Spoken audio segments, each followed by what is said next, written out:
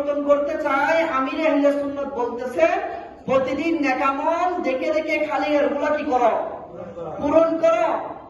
আমলের দৃঢ়তা আসবে, মজবুতি আসবে, আমল বাড়বে এবং গুনাহ থেকে দিন দিন বাঁচার সৌভাগ্য হবে। তা আমরা কি আমলের অর্থাৎ নেক আমলের পর্যবেক্ষণে নিয়োগ করতে পারি? ইনশাআল্লাহ। কার কার কাছে আছে নেক আমল রেসালা? আছে মোবাইলে নাকি ফিজিক্যালি? আমার তো নাই, আজকে ফিজিক্যালি আপনাদের দেখাইতাম। অনেকে হয়তো দেন না যে আর করাই হয়তো নতুন থাকতে পারে সোনাটা কেউ। আমি এটা সুন্দর বলেছে দাওয়াত ইসলামীর মূল উদ্দেশ্য এটা। সবাই একবার বলেন দাওয়াত ইসলামের মূল উদ্দেশ্য কি?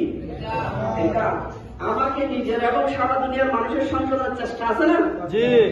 এটার মূল কোনটা? এটার মূল এটা, এটার মূল এটা। কারণ এটাই হচ্ছে মূল উদ্দেশ্য আমিরে আহলে সুন্নাতের। আমরা সবাই যেন কি হয়ে যায়, প্রত্যেকটি নেক আমলের আমিনদার হয়ে যায়। তাইলে সে আর গীবত করবে না, চগলখুরি, কথা বলেন না, জুড়ে বলেন না, চগলখুরি করবে না, মানুষকে অপবাদ করবে না, মানুষের হক নষ্ট করবে না, কাউকে গালি দিবে না, মিথ্যা কথা বলবে না।